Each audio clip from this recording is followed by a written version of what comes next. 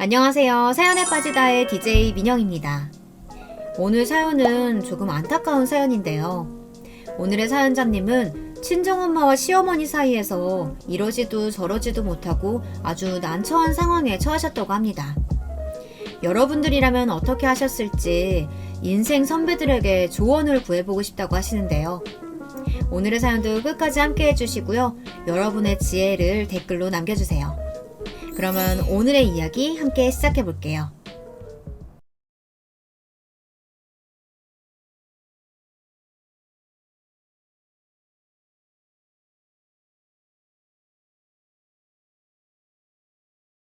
안녕하세요.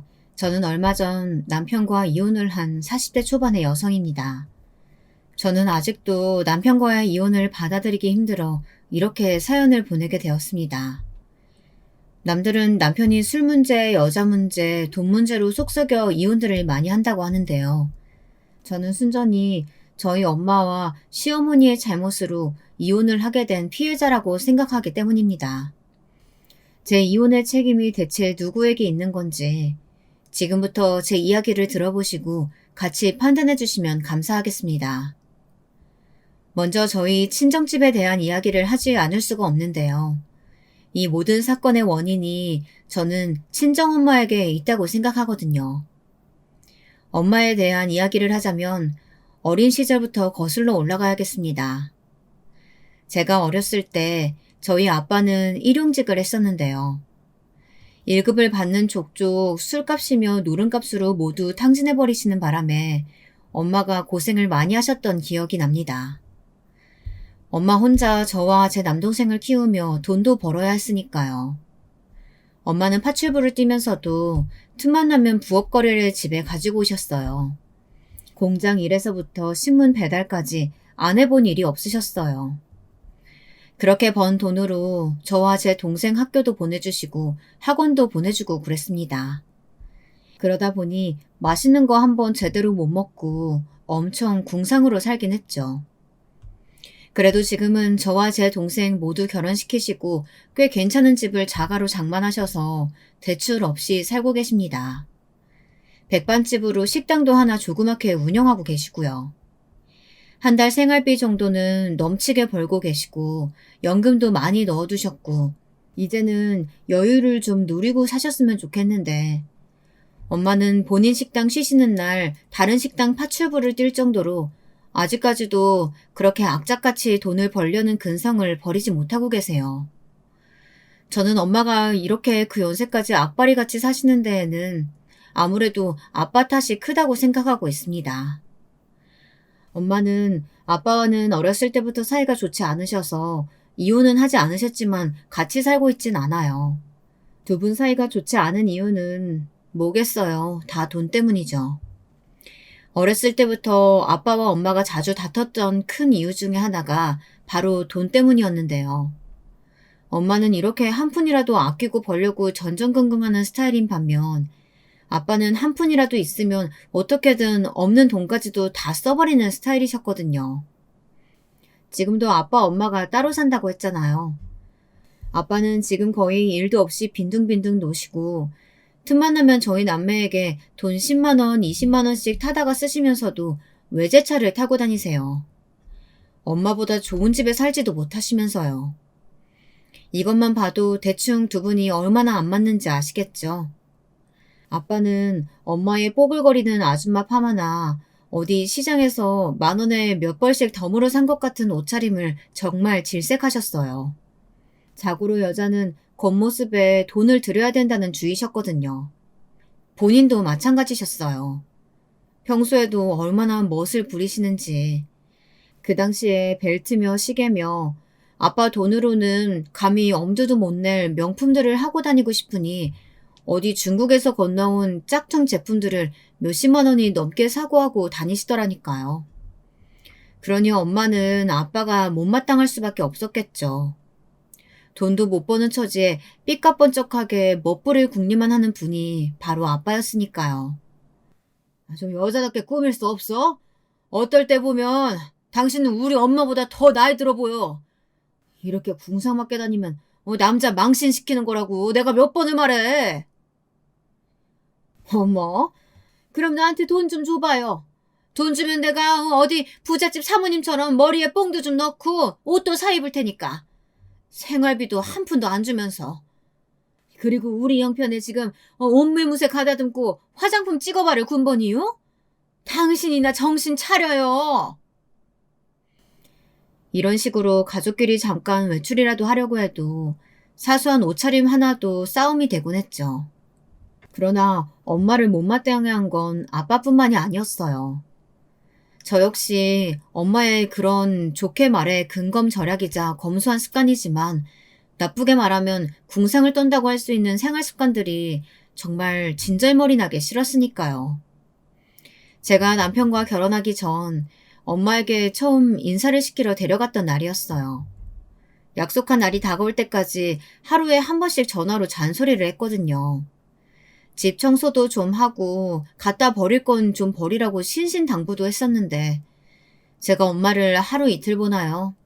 말로만 알았다 알았다 그러고 평소와 똑같이 하고 있는 걸 알아서 불시에 엄마 집에 한번 들이닥쳐 봤죠. 그런데 진짜로 집에 가보니까요. 부엌 살림이 꾀지지한 게 너무 창피한 거예요. 엄마, 수세미를 왜 꼬매서 쓰는 거야 대체? 이 정도면 그릇이 닦이기나 하겠어? 깨끗하던 그릇도 이 수세미 때문에 도로 더러워지겠네. 아, 당장 갖다 버려. 내가 사다 준 거 잔뜩 있잖아. 아직 쓸만한데 버리긴 왜 버려? 너는 애가 왜 이렇게 돈 아낄 줄을 모르니? 그냥 냅둬. 얘는 왜 갑자기 연락도 안 하고 와서는 이것저것 참견이야. 부엌에서 얼른 나가. 내 살림이니까 신경 쓰지도 말고. 어떻게 신경을 안 써? 내일 모레 엄마 사익감 인사 온다니까? 행여나 이런 살림 보면 좋아라 하겠다. 이 행주도 어떻게 좀 해봐. 다 해져서 천이 계속 나오는데 끝까지 빨았으니까 이렇게 구멍이 숭숭 나지. 어디 안 보이는 데다가 널어놓기라도 하던가. 일부러 보라고 이런 데 전시해두는 거야? 이젠 제가 속이 상하는 건 둘째치고 엄마의 그런 과하게 아끼는 습관에 두통이 올 지경이라니까요. 이게 얼마나 사람을 곤두서게 하냐면요. 엄마 집에 가서 설거지라도 대신 해주려고 고무장갑을 끼면 장갑으로 물이 다 들어와요. 구멍난 고무장갑도 못 버리고 그냥 계속 쓰고 있었으니까요. 주부님들이라면 아실 거예요. 고무장갑을 딱 꼈는데 거기에 물기가 가득하면 얼마나 짜증나는지 다들 아시죠? 한번 꼈다가 벗으면 손에서 냄새는 또 얼마나 나고요. 그렇게 엄마 살림을 단돌이 하려고 한다 했는데 막상 남편을 데리고 인사 갔던 날 저는 정말 어디 쥐구멍이라도 있으면 숨고 싶었습니다. 제가 엄마 집을 급습했던 날 그래도 잔소리를 늘어놓는 게 죄송하기도 하고 해서 큰맘 먹고 옷도 한 벌 사드리고 동네 미용실에다가 돈도 미리 내고 예약도 하고 돌아왔거든요. 근데 막상 남편을 인사시키러 집에 가보니 글쎄 엄마 차림이 사들인 새 옷은 온데간데 없고 목이 다 늘어진 나시티를 입고 머리는 평소에 아줌마 파마 그대로 남편을 맞이하는 거예요. 안녕하세요 어머님. 처음 뵙겠습니다. 절 한번 받으십시오. 아유 절은 무슨. 예. 아유 나도 반가워요. 인물이 훤칠하고 듬직하네. 내가 차림이 좀 그렇죠? 제가 잔소리할까봐 미리 선수를 좀 칠게요. 제가 안 그래도 사입감 온다고 새 옷도 사주고 미용실 예약도 해주고 했는데 내가 다 환불받아버리고 미용실 예약도 취소해버렸어요. 밖에서 만나는 거라면 모를까. 내 집에서 보는데 별스럽게 미용실 가고 차려입기 좀 유난이라고 생각되지 않아요? 그럼요, 어머님. 저는 더 정감 있고 푸근한 어머니 정이 느껴져서 좋습니다. 이렇게 입으셔도 정말 미인이신데요. 엄마도 여잔지 그런 차림을 하고선 남편의 미인이라는 칭찬에 엄청 좋아하시더라고요. 그렇게 좋아하시면 미리 좀 여자답게 꾸미기라도 하시지. 나중에 알고 보니 미용실에 미리 냈던 돈은 일찌감치 다 환불받으셨고요. 엄마한테 사드린 옷도 그대로 환불받아 저금을 하셨대요. 글쎄 환불을 받기 전까지도 행여나 옷이 다를까봐 쳐다보지도 못했다나요. 그런데 제가 느껴야 할 창피와 민망함은 여기서 끝이 아니었어요. 엄마가 남편에게 차려준 밥상을 보는 순간 두 눈을 질끈 감고 말았다니까요. 내가 식당을 해서 손맛이 좋아요.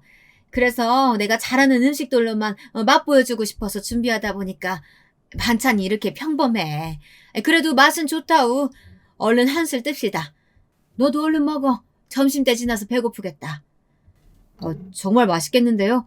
잘 먹겠습니다, 어머님. 남편은 복스럽게 먹기 시작했지만 저는 눈물이 앞을 가려 숟가락이 밥을 푸는지 국을 뜨는지 알 수 없을 지경이었어요. 엄마가 차린 밥상이요. 죄다 엄마가 하는 식당에서 남은 반찬들로만 차린 음식들인 거예요. 몇몇 반찬은 쉬기 일부 직전인지 자꾸만 파리들이 날라와서 앉는 바람에 그걸 쫓아내느라 어찌나 애를 먹었던지. 엄마가 백반집을 하시거든요. 거기서 내주는 반찬을 일주일 내내 조금씩 조금씩 덜어놨다가 그걸 전부 가져와서 차려준 거죠. 제가 소고기, 돼지고기는 애초에 꿈도 안 꿨어요. 그래도 그렇지. 사위가 오면 씨암탉을 잡는 게 처가뛰기라는데 엄마는 요새 천재에 널렸다는 닭 한 마리 사는 돈도 아까웠나 봐요. 남편이 그걸 눈치채지 못했을 리가 있겠어요? 꾸역꾸역 밥을 먹는데 너무 미안해 죽겠더라니까요. 집에 가는 내내 펑펑 울면서 남편에게 하소연과 동시에 사과를 했어요. 미안해. 우리 집이 어렸을 때 좀 어려웠어서 엄마가 아직도 절약하고 아끼시는 게 습관돼서 그런가 봐. 그래도 백년 손님이라는 사위 대접을 그렇게 하면 안 되는 건데 많이 섭섭했지. 정말 미안해. 섭섭하긴 뭐가 섭섭해. 난 어머님이 편하게 대해주셔서 더 좋았는데? 그리고 어머님이 해주신 음식도 다 맛있었어. 난 그런 밥상이 제일 좋아. 회사 점심시간에도 일부러 그런 백반집만 찾아다닌다니까? 그렇게 말해줘서 고마워. 근데 저렇게 하셔도 엄마 노후 준비는 다 해두셨고 절대 자식한테 손 벌리는 분 아니야. 그것만 알아줬으면 좋겠어. 그렇지만 당신이 이런 집안 딸인 나와 결혼하기 좀 껄끄럽다면 다시 생각해도 좋아. 난 다 받아들일게. 그게 무슨 소리야. 난 당신을 사랑해서 결혼하는 거지. 어머님이 어떤 모습이어도 상관없어. 그리고 어머님이 어때서? 난 정말 좋다니까? 우리 엄마랑 정반대셔서 더 엄마의 정이 느껴지고 좋아. 내가 말했잖아. 우리 엄마는 속 늦는다고 음식도 잘 안 한다니까. 근데 자기야, 나 아까부터 배가 살살 아파서 화장실 좀 다녀올게. 남편은 엄마가 해주신 음식을 먹고 단단히 배탈이 나버렸어요. 하루 종일 얼마나 화장실을 들락날락거렸는지요. 얼마나 오래된 반찬들을 다 꺼내놓은 건지 정말 화가 났지만 그래도 남편이 저렇게 이야기를 해주니 어찌나 고맙던지요. 저희는 그렇게 결혼까지 꼴이 나게 되었습니다. 남편과의 신혼생활은 정말 행복했어요. 저는 결혼해서는 절대 엄마처럼 궁상맞게 살지 않겠다고 다짐했었거든요. 반짝반짝 빛나는 그릇들로 부엌을 채우고 예쁜 커튼도 달고 소소한 소품들로 신혼집을 꾸미기도 하고요. 살림살이들을 제 취향대로 구질구질하지 않고 세련되고 깔끔하게 가꾸는 맛이 정말 얼마나 황홀했는지 아세요? 그뿐인가요? 남편과의 사이도 알콩달콩 어찌나 좋은지 매일매일 한식 양식 가리지 않고 맛있고 정갈하게 한 상 차려내서 다정하게 마주 앉아 밥을 먹고 같이 여행도 가고 쇼핑도 하고 취미생활도 즐기고요. 딱 한 가지. 가끔 가다가 엄마가 제 속을 뒤집어 놓는 일만 빼면 정말 즐겁게 그지없는 일상이었습니다. 왜 친구들 이야기 들어보면 친정엄마가 김치나 엄마표 밑반찬 떨어지지 않게 가져다 주고 또 각종 식재료나 제철 음식들도 많이들 가져다 주시더라고요. 저희 엄마도 시집간 딸이 걱정되셨는지 가끔 뭘 바리바리 싸우실 때가 있었거든요. 택배 보내는 돈도 아깝다고 무겁게 보따리를 싸서 직접 이고 오시는데 그 보자기를 풀어보면요. 참 한숨부터 나옵니다.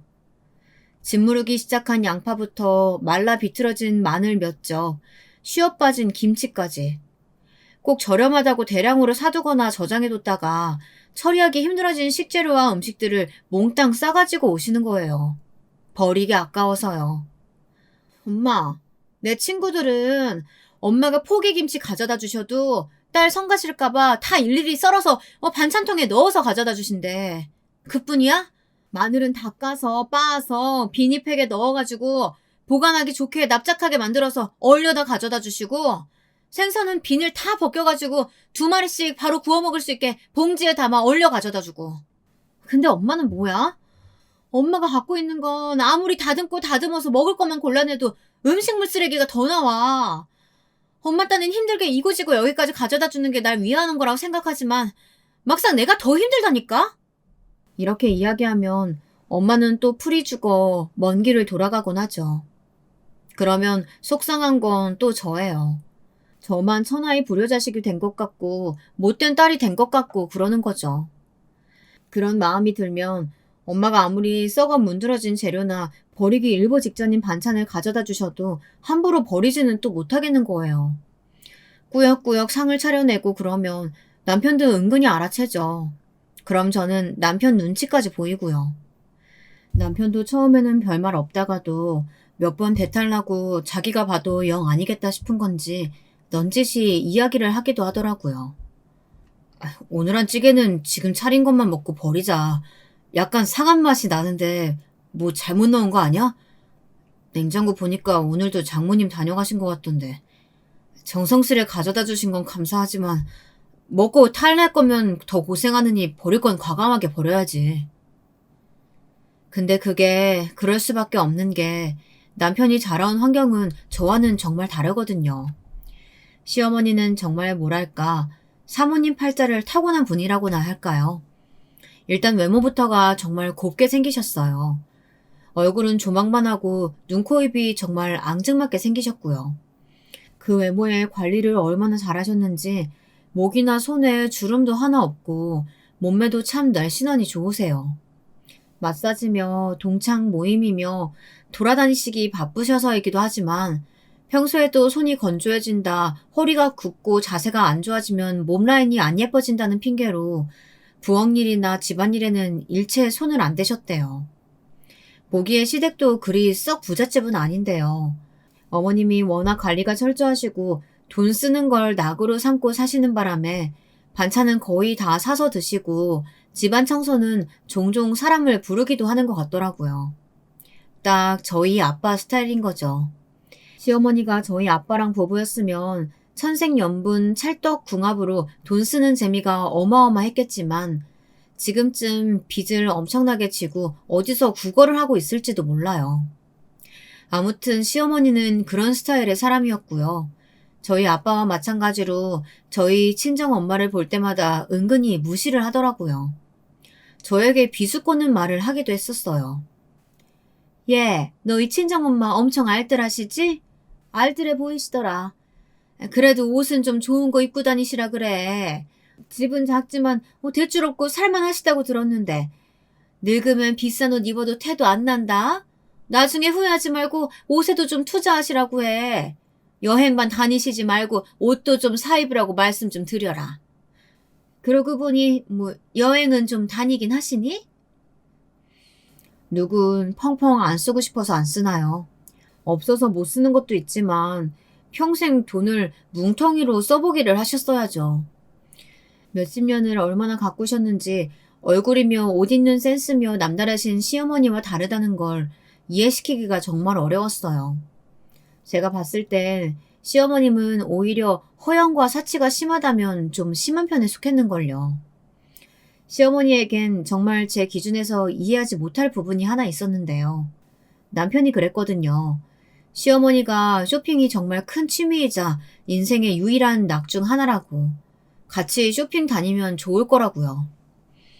저 역시 엄마와 팔짱 끼고 쇼핑하는 게 큰 소원 중에 하나였거든요. 예쁜 옷도 자매처럼 맞춰 사서 입고 맛있는 것도 먹고요. 그런데 짐작하시겠지만 저희 엄마는 그런 곳을 가서 돈 쓰는 거라면 질색을 했거든요. 그래서 저는 어머님과 종종 쇼핑을 나서는 일이 처음에는 정말 즐거웠어요. 그런데 어머님과는 다니면 다닐수록 경악할 일이 많았습니다. 어느 가게를 가든 일단 어머님은 조심성이 없으신 거예요.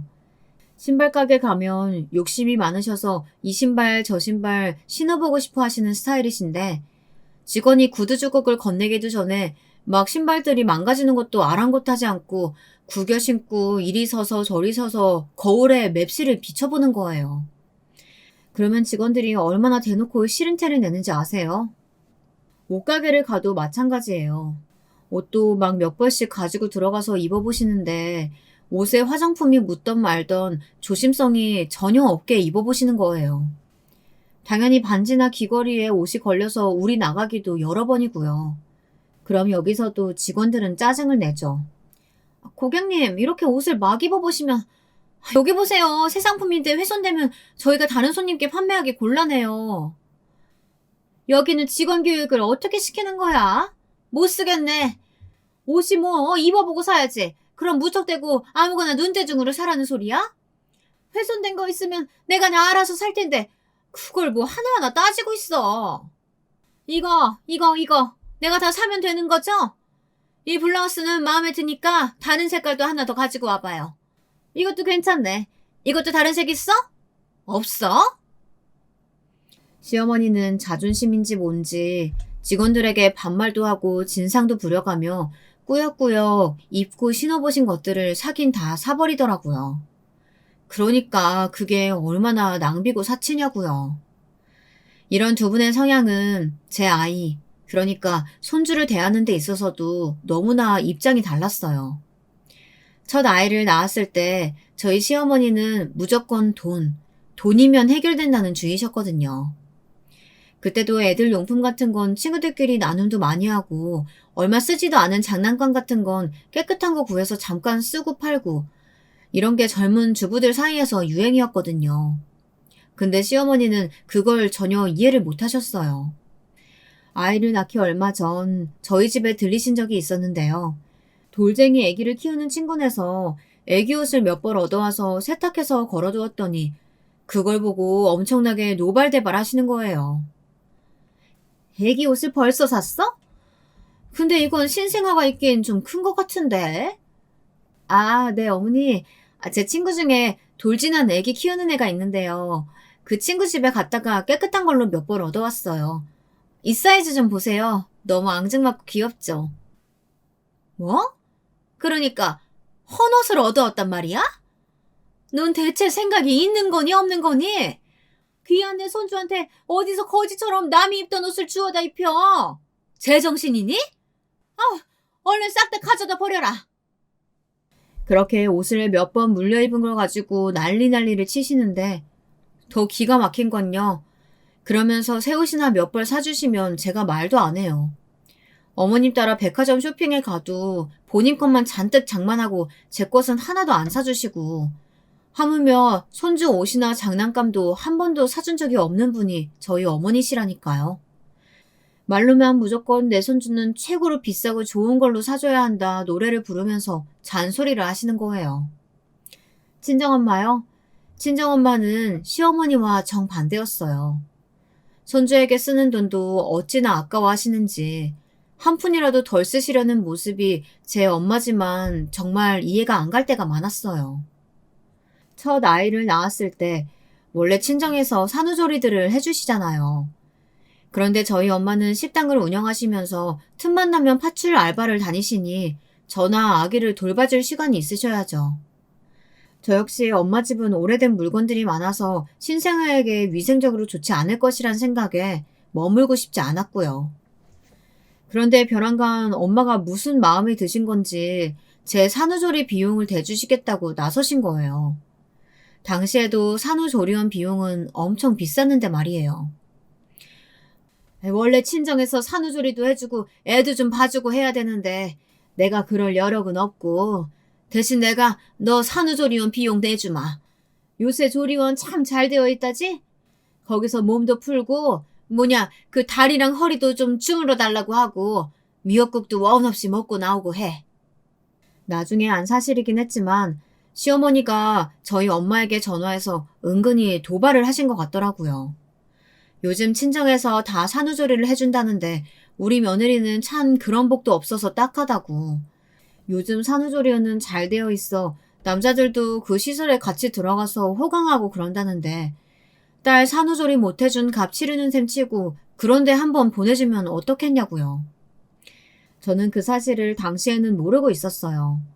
그래도 어렵다는 자리가 사돈 자리인데 그렇게 전화를 편하게 막 거시고 막 이야기를 하시는 줄은 꿈에도 몰랐죠. 그렇게 저는 산후조리원에 들어가기로 했고 마침 병원에서 퇴원하고 조리원으로 들어가 짐을 옮긴 날이었습니다. 엄마가 비용을 결제하러 오셨는데 300만 원이 훌쩍 넘는 금액을 들으시더니 눈이 휘둥그레지시면서 막 흥분을 하기 시작하는 거예요. 아니 무슨 한 달도 아니고 고작 보름 먹는데 돈을 300만 원씩이나 받아요? 무슨 왕 대접해준다고? 어디 들어가는 돈인지 자세히 내역서 좀 뽑아서 와봐요. 내 덜어낼 수도 있는 건 덜어내고 뺄 수 있는 건 빼고 결제할게요. 어머님, 저희 조리원이 이 지역에서 가격이 합리적인 데 비해 서비스가 좋기로 유명해요. 여기 오려고 기다리고 있는 사모들도 수십 명이에요. 미리 예약하셔서 다 알아보고 오신 건 줄 알았는데 이렇게 당일에 내역 확인하고 한다고 하시면 게다가 저번에 미리 예약하실 때 비용과 내역에 대해서 사모님께 다 설명드렸어요. 그래 엄마. 원래 산후조리원 비용 그 정도 해. 창피하게 왜 이래. 넌 가만히 있어. 그렇게 덮어놓고 돈 쓰고 다니면 이런 사람들한테 호구 잡히기 십상이야. 너 그래서 앞으로 애 키우면서 이 세상 어떻게 살아가려고 그러냐? 아내 말 안 들려요? 얼른 내역서 가지고 오라니까. 어머님, 여기 휴식 취하고 있는 산모들 많으세요. 산모한테 소리 지르시면 안 되죠. 아니, 여기 친정엄마 맞으세요? 대부분 시어머니들이 할 법한 일을 친정엄마가 하고 계시네. 아직 몸도 회복이 덜 된 저를 앞에 두고 산후조리원 직원과 고성이 오가니 정말로 너무나 심적으로 힘들더라고요. 저는 정말이지 남들 앞에서 엄마 때문에 창피당하는 일은 그만하고 싶었습니다. 어렸을 때부터 지금까지, 아니, 결혼 전부터 지금까지 엄마의 궁상 때문에 남 부끄러워지는 일은 정말 그만하고 싶었다고요. 저는 그만 엄마에게 해서는 안 될 말과 함께 인연을 끊겠다는 선언을 하고 말았습니다. 엄마, 정말 해도 너무한 거 아니에요? 엄마 딸 엊그제 애 낳았어. 아직 몸도 성치 않은 산모라고. 그런 딸한테 돈 300만 원 쓰는 게 그렇게 아까우세요? 저는 아이 낳고 며칠밖에 지나지 않았지만 벌써부터 이 아이 위해서라면 돈 1,000만 원, 몇 억도 아깝지 않은 마음 들어요. 근데 엄마는? 자식한테 들어가는 돈이 그렇게 아까우세요? 저 더 이상 못 참겠어요. 엄마, 더 이상 저 엄마 보고 싶지 않아요. 산후조리 비용 제가 알아서 할게요. 엄마는 신경 끄셔도 돼요. 이만 가주세요. 저 좀 쉬어야 할 것 같아요. 그리고 제가 연락할 때까지 절대 연락도 하지 마시고요. 그렇게 기세등등해서 산후조리원 직원에게 난리를 치던 엄마는 저의 냉정한 말에 힘없이 돌아서고 말았습니다. 저 역시 가슴이 찢어지는 줄 알았어요. 엄마의 그렇게 힘없이 뒤돌아서는 뒷모습이 평생, 아니 죽을 때까지 사물 칠 거라는 예감이 들었지만 저로서는 그때 그런 결정을 할 수밖에 없었습니다. 사실 제가 아이 낳고 산부인과에 입원해 있을 때 정말 불편한 이야기를 들었거든요. 글쎄 애 낳고 입원 중에 시어머니가 저를 면회 오셔서 그러시는 거예요. 얘, 너희 시어머니 정말 해도 너무하신다. 내가 너 면회하러 오려다가 여기 아래 수납창고에서 너희 어머니 만났지 뭐니? 왜 안 올라가시고 여기서 계시냐고 했더니 글쎄 네 보험금 받으려고 서류 요청하고 계신단다. 내 일찍부터 사돈이 돈돈 하시는 건 알았지만 딸이 귀하디 귀한 손주 낳았다는데 올라오기도 전에 보험 서류부터 챙기는 양반은 내 난생 처음 본다. 그러면서 하시는 말씀이 뭔지 아니? 병원비가 생각보다 너무 많이 나왔는데 그건 나보고 내는 거냐고 물으시더라. 대체 머릿속에 돈 말고 다른 건 안중에도 없으시다니? 이런 말씀들을 하시는 거예요. 남편도 이번만큼은 불편한 기색을 숨기지 않았어요. 그러셨어? 장모님 정말 너무하시네. 엄마 말이 맞아.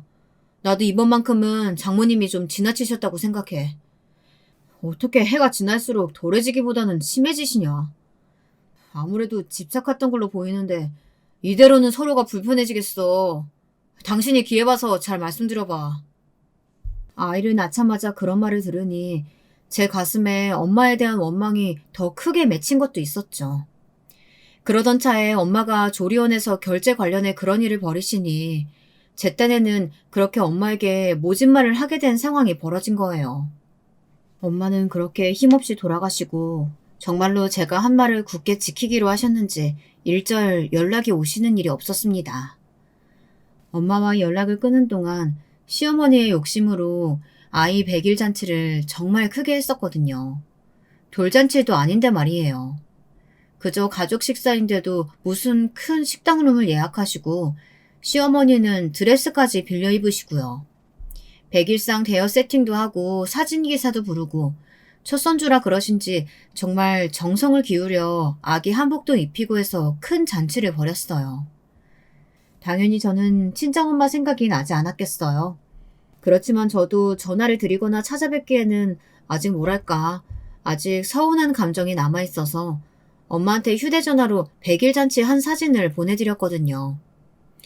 그 이후로도 간간히 아기 사진을 보내기도 했고요.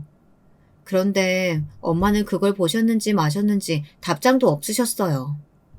그렇게 3년 정도 지났을까요? 저는 지금껏 상상도 하지 못한 일을 겪고야 말았습니다. 그날은 아기를 데리고 남편과 근교로 나들이를 간 날이었는데요. 갑자기 남편이 휴대전화를 보더니 고개를 갸우뚱하기 시작하는 겁니다. 뭐지? 무슨 부재중 전화가 이렇게 많이 찍혀있지? 다 엄마한테 온 건데. 여자의 직감인지 뭔지 순간 불길한 예감이 들었습니다. 남편은 바로 시어머니에게 전화를 걸었어요. 엄마, 전화를 뭘 이렇게 많이... 네? 장모님이요? 남편의 입에서 장모님이라는 소리를 듣자마자 소름이 끼치는 듯 했습니다. 제 예감이 들어맞는다는 소리였으니까요. 저희는 급히 아이를 데리고 시댁으로 갔어요. 저희가 목격한 광경은 충격 그 자체였습니다. 엄마가 대체 왜 여길... 아니, 그 복장은 대체 뭐예요? 엄마는 상상도 할 수 없는 복장으로 시댁 앞에 서 있었습니다. 커다란 피켓을 목에 메고 머리에 띠를 두르고 왜 신문 같은 데 보면 큰 회사 앞에서 시위하는 사람처럼 그런 복장으로 서 있었단 말입니다. 엄마는 결연한 표정으로 서서 목에 걸어둔 스피커에서 나오는 음악에 맞춰 주먹을 쥐고 흔들고 있었어요. 음악도 어디서 세상 시끄러운 노동가와 트로트 같은 걸 녹음해 오셔서는 아파트 단지에 지나가던 사람들이 웅성거리면서 다 몰려들고 경비원이 쫓아오고 난리도 아니었죠. 여러분, 저는 여기 101동 1001호에 사는 집이랑 사돈 맺은 사람입니다. 여기에 사는 사부인께서 저한테 말도 안 되는 짓거리 저질러서 이렇게 하소연하지 않으면 화병나 죽을 것 같아 그런 마음 품고 찾아오게 되었습니다. 조금 시끄럽더라도 조금 양해해 주시고 제 이야기 들어주세요. 사돈은 제 돈 200만 원을 주지 않으면서 푼돈 취급하더니 1년이라는 세월이 흘러버렸습니다. 이게 말이 되는 소리입니까? 여러분, 저는 오늘 이 돈 받을 때까지는 이 자리 떠나지 않겠습니다. 엄마가 목에 두른 피켓에는 이렇게 써 있었습니다. 내 피 같은 돈 200만 원 뱉어내지 않는 사부인, 저는 이대로 당할 수 없습니다. 사실 엄마가 이렇게 1인 시위에 나선 건 처음이 아니었어요. 제가 어렸을 때 아빠가 공사판에서 보름 넘게 일했는데 급여를 떼인 적이 있었거든요. 그때 아빠는 괜히 체면 따져가며 돈 달라는 말을 꺼내지도 못했던 걸 엄마가 나서서 임금 못 받은 사람들도 모으고 데리고 몰려가서 시위해 받아낸 일이 있었거든요. 그 경험상 돈을 떼어먹으려는 나쁜 인간들에게는 이렇게 사람들 앞에서 망신 주는 게 아주 먹히는 방법이라는 걸 알게 되신 거예요. 그 후에도 엄마는 여자 혼자임으로 식당을 하시면서 보증금을 과하게 올려주지 않으면 식당을 내놓으라는 건물주 앞에서도 음식을 몇 달치나 외상으로 배달시켜 먹고도 도망가버린 건설사를 대상으로도 이렇게 종종 시위를 했습니다. 그 결과 늘 성공적으로 돈을 받아내셨던 기억이 있어요. 시어머니와의 일도 마찬가지였어요. 자초지종을 들어보니 정말 난리도 아니더군요. 엄마의 이야기는 1년 전으로 거슬러 올라갔습니다. 엄마가 일하는 식당으로 갑자기 시어머님이 동창들을 20명 남짓 데려오셨던 일이 있었대요. 갑자기 오신 건 아니고요. 미리 전화도 하고 예약도 하고 가신 건 맞대요. 시어머니는 그때도 엄마에게 미리 전화를 걸어 이렇게 이야기를 했다고 합니다. 어머 사부인, 저 기억하시죠? 잘 지내세요? 아니 다름이 아니고 일전에 하고 계시다는 백반집 아직도 운영하고 계신가 해서요. 네, 그러면요. 그런데 그건 왜요? 아니 제가 올해부터 저희 동창 모임 총무를 맡게 됐지 뭐예요? 이번에도 모임이 있는데 뭐 식사도 할 겸 친목도 다질 겸 장소를 찾고 있어요. 저희가 좀 일찍부터 모일 예정이거든요. 근데 오전부터 모일 장소를 찾자니까 여간 까다로운 게 아니어서요. 사부인께서 괜찮으시다면 그 운영하시는 식당을 좀 예약할 수 있을까요? 저희가 비용은 넉넉히 쳐서 드릴게요. 시어머니가 제안한 시간은 오전 11시부터 오후 2시. 20인분의 식사지만 식당을 통으로 빌리는 돈까지 해서 200만 원을 주겠다고 금액까지 미리 밝히셨다고 해요. 이 조건을 마다할 사람이 누가 있겠어요. 음식도 그냥 팔던 대로 20인분만 준비하면 되고 대신 술을 넉넉히 가게 달인 손님은 받지 않는 게 조건의 전부였으니 그날은 딱 그 단체 손님만 받아도 하루 장사는 다 하고도 남았으니 엄마는 당연히 그 제안을 받아들이신 거죠. 수지가 맞아서 받아들이신 것도 있으셨겠지만 연락이 대항채 뜸한 딸 자식에 대한 궁금증도 있으셨을 테고 무턱대고 거절했다가 제가 시어머니에게 행여나 시집살이라도 당할까봐 걱정하는 마음도 있으셨으리라 생각해요. 아무튼 그렇게 엄마가 시어머니의 제안을 별 생각 없이 받아들이신 게 큰 화근이 되었던 것 같습니다. 이쯤에서 이 사연을 듣는 분들도 문득 의아한 부분이 있으실 거예요. 아니 대체 무슨 동창 모임을 어디 관광 가는 것도 아니고 그냥 식당에서 하는 점심 모임 정도를 꼭 11시부터 해야 하는 건지.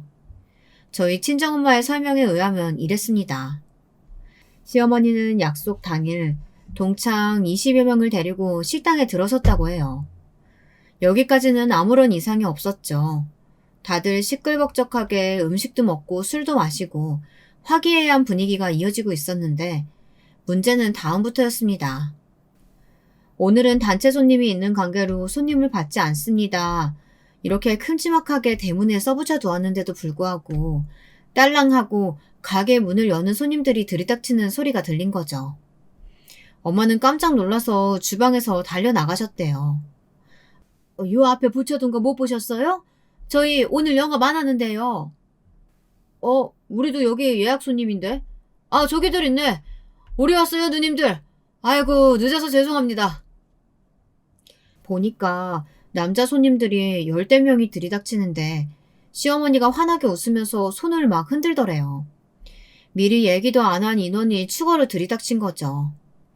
아니 사부인, 분명 20명 모임이라고 하지 않으셨어요? 지금 보니까 어림짐작만 해도 한 40명은 될 것 같은데 이러면 음식 모자라요. 어머, 제가 말씀 미리 안 드렸나요? 그새 인원이 추가됐는데. 내가 요즘 정신이 이렇다니까. 거창한 건 필요 없고 그냥 요긴하게 반찬 양만 좀 더 주시면 안 될까요? 밥만 좀 새로 하고요. 부탁드려요, 사부인. 갑자기 20인분이나 음식을 더 해내라니 속이 부글부글 끓었지만 시어머니 체면도 있고 하니 맞춰줘야겠다고 생각이 드셨대요. 그렇게 저희 친정엄마는 부엌에서 새로 음식을 하느라 땀을 뻘뻘 흘리면서 고생을 하고 있는데요. 시어머니는 친구들과 어울려서 정말 가관이 아니었대요.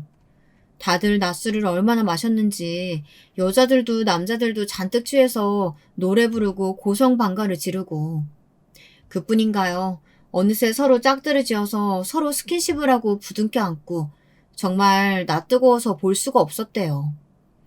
지금 생각해보면 모여서 그런 짓들을 하느라 그 시간에 일찍부터 모인 거 아니었나 싶어요. 괜히 저녁 시간에 만나면 서로 마누라나 남편한테 책 잡힐 일이 생길지도 모르니까요. 제일 남사스럽게 남자와 부둥켜 안고 술에 잔뜩 취한 건 저희 시어머니였다고 해요.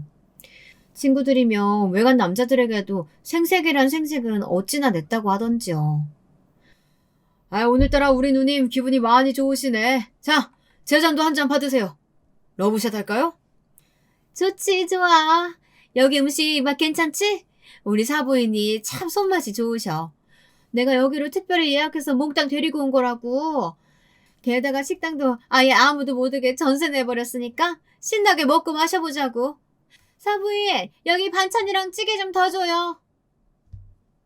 그렇게 엄마는 하루 종일 뼈 빠지게 시어머니가 몰고 온 단체 손님 수발을 들어야 했다고 해요. 서로들 짝을 지어 어디를 갔다 오는 건지 나머지 사람들은 죽치고 앉아 술을 마시다가 또 자기네들끼리 나갔다 오고 그러기를 여러 번. 약속한 2시보다 훌쩍 넘은 6시까지 식당을 전세 내고 음식이며 술을 다 거덜을 내버렸대요. 문제는 그 다음이었어요. 시어머니가 잔뜩 취해서 계산도 안 하고 내일 계좌이체 해주겠다고 가놓고 엄마가 전화하면 이 핑계 저 핑계를 대기 시작한 거예요. 어머 사부인, 안 그래도 연락 드리려고 그랬는데 어떻게 그 200만 원 드리는 거 한 달만 좀 밀어주실 수 있을까요? 저희 동창 모임에서 제가 말도 안 되는 모함을 당해서 지금 친구들이랑 싸움이 좀 났어요. 그걸 무마해야 동창회비를 좀 꺼냈을 수 있을 것 같아서 그래요. 조금만 기다려봐 주세요. 이러면서 차일피일 돈 주는 걸 미루는 겁니다. 그때까지는 차라리 전화를 받아 핑계라도 댔지. 언제부턴가는 전화를 걸어도 문자를 보내도 깜깜무소식이었다고 합니다. 저희 엄마는 정말 화가 많이 나셨죠. 끈질기게 시어머니에게 전화를 했더니 급기야 받긴 받았는데 받자마자 한다는 말이 뭐였는지 아세요? 아우 사부인 정말 집요하시네. 몇 푼도 안 되는 걸로 보채지 좀 마세요. 내 돈 준비되면 드린다니까. 아무리 총무래도 동창회비 마음대로 꺼내서 쓸 수 있는 게 아니에요. 다 절차가 완료되면 바로 통장으로 꽂히게 해드릴 테니까 제발 좀 기다려보세요. 그리고선 무려 1년이라는 시간이 지나가 버린 겁니다. 참다 못한 저희 친정엄마가 시어머니는 말로 해서 돈을 갚지 않을 것 같다는 생각이 들었다고 합니다. 그래서 1인 시위를 할 작정으로 그런 복장으로 급습을 한 거였고요. 시어머니는 적반하장으로 저희 엄마에게 따지기 시작했어요. 사돈, 제가 돈 언제 안 드린다 그랬어요? 그까지 200만 원 얼마나 대수라고 이렇게 사돈집이 어려운 줄도 모르고 함부로 찾아와서 행패를 부려요. 그렇게 돈덩거리는 양반인 줄은 알았지만 정말 지독하네요. 그럼요. 이 험난한 세상 혼자 살아가려면 돈이 얼마나 중한데.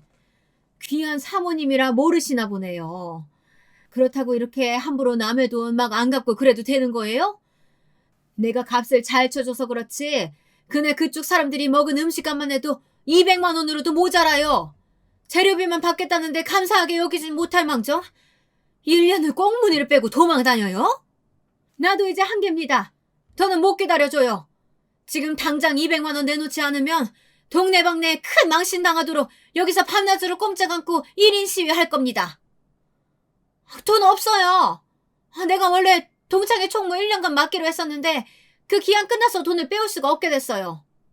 사부인, 여기서 이러지 마시고 그냥 사돈댁에 식사 한번 뻐쩍지근하게 대접한 셈 쳐주시면 안 될까요?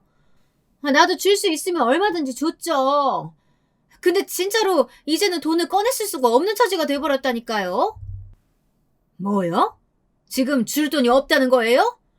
그게 무슨 호랑말코 같은 소리야. 오호라. 그러고 보니 그날 벌건 대낮부터 웬 외간 남자들이랑 부둥켜 안고 술 마시는가 했던 게 동창 모임이 아닌가 보죠? 당당치 못한 모임이어서 동창회비 융통하지 못하게 된 거 아니냐고요. 거기서 큰 사단이 났습니다. 저희 엄마가 따져붙는 내용을 시아버지가 들어버린 거예요. 시아버지는 놀라서 되물었습니다. 아니, 나 뜨거운 모임이라니. 대체 그게 무슨 말입니까, 사부인? 말 그대로입니다. 잘난 사부인께서 그 요란한 차림과 예쁘장한 얼굴로 어리디 어린 남자들하고 놀기도 참 잘 놉디다. 저희 가게를 아예 전세를 냈어요. 남자들을 한 10명 넘게 불러들여가지고 막 손잡고 뽀뽀하고 잠깐씩 짝지어서 나갔다 오는 게 뭐 근처 모텔에 갔다 오는 건지 차에 가서 뭔 짓을 하다 오는 건지 내가 알 게 뭐예요? 그날 아주 내가 옆 가게들한테 시끄럽다고 민원 들어오고 나 또한 하루 장사 공치고 6시까지 중노동하고 다음날 몸살 났어요. 근데 사부인께서는 돈 200만 원도 줄 수 없다고 하시네요. 이게 말이 되는 소린가요? 그러니까 시어머니는 바람을 피신 거나 다름이 없더라고요. 저희 엄마를 무시해도 유분수지. 저희 엄마가 운영하는 백반집을 빌려서 그런 일을 벌이시고는 돈도 갚지 않으시다니. 정말 간도 크지 않으세요? 그 이야기를 들은 시아버지는 정말 난리가 났습니다. 그동안 시어머니가 그렇게 멋을 부리고 술을 마시고 다니는 게 못마땅하기도 하고 정황상 의심 가는 일들도 분명 있었는데 증거가 없어 애매하게 짐작만 하고 있었던 것이 저희 친정엄마의 말로 인해 사실로 드러나 버렸으니까요. 평소에는 아낌없이 시어머니가 사고 싶다는 건 몽땅 사주시고 집안일을 소홀히 해도 별 말씀 없으셨던 분이 저희 시아버지셨어요. 그렇지만 남자 문제에 있어서만큼은 결벽증이 있으셨던 건지 그대로 이혼을 선언해 버리셨어요. 시어머니는 재산도 한 푼 받지 못하고 빈털터리로 쫓겨나 이모님 댁으로 가셨고요. 그 충격이 크셨는지 아버님이 없으니 본색을 드러내시는 건지 시어머니는 매일매일 술에 쩔어서 이 남자 저 남자를 만나가며 방탕하게 살고 계세요. 남편은 자기의 어머니가 그런 모습으로 변해버린 것을 참 안타까워하면서도 마음 아파하더라고요. 거기서 끝나면 모르겠는데 팔은 안으로 굽는다고 괜히 남편의 원망과 화가 담긴 불똥이 저와 저희 친정엄마에게 튀는 게 아니겠어요? 정말 당신네 집안 지긋지긋하다. 그놈의 돈. 우리 엄마랑 아빠가 얼마나 화목하고 사이가 좋았는지 알아? 졸지에 이혼하고 엄마는 저렇게 폐인꼴이 됐어. 이게 다 잘난 당신 엄마 돈 타령 때문 아니겠어? 내가 장모님 댁에 처음 인사 갔을 때 짐작하고 미리 발을 뺐어야 하는 건데 당신이 당신 집안 싫어서 당신과 헤어지겠냐고 물었을 때 그러겠다고 대답했어야 하는 건데 지금이라도 내 혀를 뽑아버리고 싶은 심정이야. 나 당신이랑 장모님 정말 원망스러워. 당신 지금 뭐라고 했어? 지금 나랑 한 결혼이 후회된다는 소리야? 그게 지금 아이 앞에서 나한테 할 소리야? 이 모든 일이 다 누구 때문에 벌어진 건데 원망하려면 어머님을 원망하던지 그런 어머님을 순식간에 내치신 아버님을 원망해. 왜 나를 붙잡고 그래? 당신도 뻔뻔하기가 장모님이랑 똑같이 닮았구나. 당신이나 장모님은 아무 잘못 없다. 뭐 이 말이야? 웃긴다 정말. 장모님 말이야. 돈 받으러 오셨으면 외상에 대한 이야기나 하시고 돈이나 받아가면 될걸. 남자 얘기는 못하러 하신 거야? 난 그게 원망스럽다는 거야. 게다가 그 시위대 복장은 또 뭐고. 나는 살면서 그런 창피한 거 처음 당해봐. 우리 아빠도 오죽하면 엄마랑 이혼하자마자 아파트 헐값에 팔아버리고 다른 동네로 이사를 가셨겠어. 여러모로 장모님 때문에 우리 집안 입은 피해가 얼만지 당신이 알기나 해? 저는 정말 황당할 뿐입니다. 저와 저희 친정엄마가 시어머니에게 바람을 피우라고 종용을 하길 했나요? 식당에 공짜로 밥을 먹으러 친구들을 데리고 오라고 꼬시기를 했나요? 더군다나 피해자는 저희 친정엄마라고요. 엄마는 결국 그 200만 원을 받지도 못하셨어요. 있는 사실을 그대로 이야기한 것뿐인데 그걸 가지고 저희 엄마를 탓하는 게 너무도 못난 발상 아닌가요? 저는 노력을 했어요. 남편이 불편해하기에 엄마에게 돈돈거리지 말라고 계속해서 주의를 줬었고 그게 끝내 통하지 않기에 애끓는 심정으로 엄마와 잠시 연락까지 끊고 모질게 대했던 것도 저예요. 그러나 그런 엄마에게 저에게도 알리지 않고 사적으로 전화 걸어서 그런 무리한 부탁을 한 건 분명 시어머니가 아닌가요? 그렇게 남편과 저의 갈등도 날이 갈수록 깊어졌고 서로 우리 엄마가 잘했네, 니네 엄마가 잘못했네 하다가 결국 저희도 이혼을 해버리고 말았습니다. 저는 지금 아이를 데리고 친정아빠 집에 와 있어요. 아직은 엄마를 볼 자신이 없거든요. 엄마에게 그런 일 당하게 한 것도 죄송하기도 하고 저까지 이혼을 하게 되니 남편 말처럼 엄마가 원망스럽기도 하고 정말 생각하면 할수록 복잡한 마음이 들어서 엄마와 또 연락을 하고 있지 않습니다.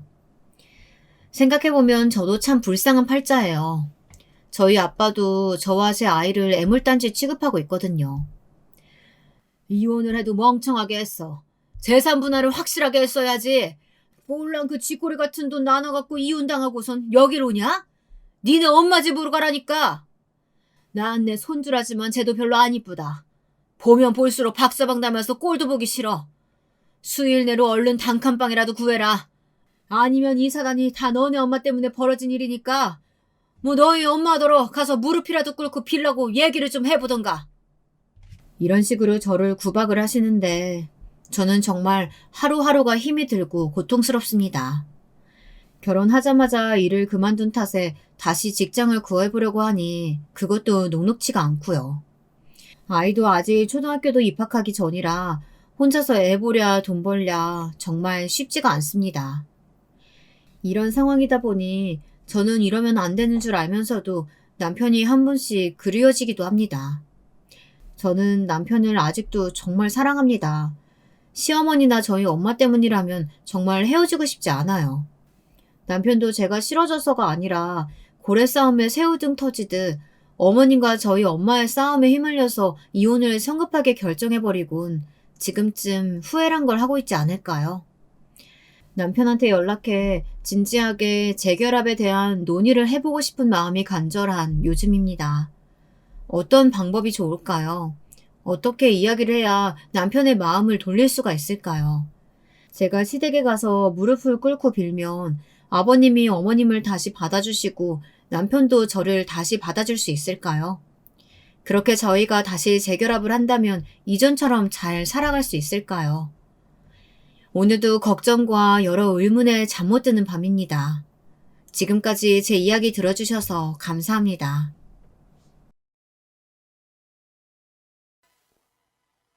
안녕하세요. 저는 올해 60대 중반에 접어든 여자입니다. 젊은 시절 풋풋했던 그때가 엊그제 같은데 어느새 저도 반백살을 훌쩍 넘어버렸네요. 어릴 때는 참 하고 싶은 것도 많고 꿈도 많았었는데 이 나이 먹고 몸이 안 따라주니 그냥 집에서 편하게 소파에 앉아 드라마를 보는 게 최고로 좋은 것 같아요. 드라마를 보면서 웃기도 하고 주인공이 모진 일을 당하면 같이 화를 내기도 하고 또 감동을 받아 울기도 하면서요. 그런데 드라마에서만 일어날 것 같은 그런 기적이 저에게도 일어났다면 믿으시겠나요? 힘들게 살던 저의 삶을 구원해준 기적 같은 이야기, 여러분들에게 자랑 한번 해보고자 합니다. 이런 일이 실제로도 있긴 있구나 하고 들어주셨으면 해요. 우선 40년 전 이야기부터 시작해 볼게요. 저는 20대 중반이던 시절 남편과 정말 불같은 사랑을 했습니다. 길을 지나가다가 통근버스를 기다리던 저에게 첫눈에 반한 남편이 저에게 끈질기게 구애를 한 끝에 저와 남편은 연인이 되었습니다.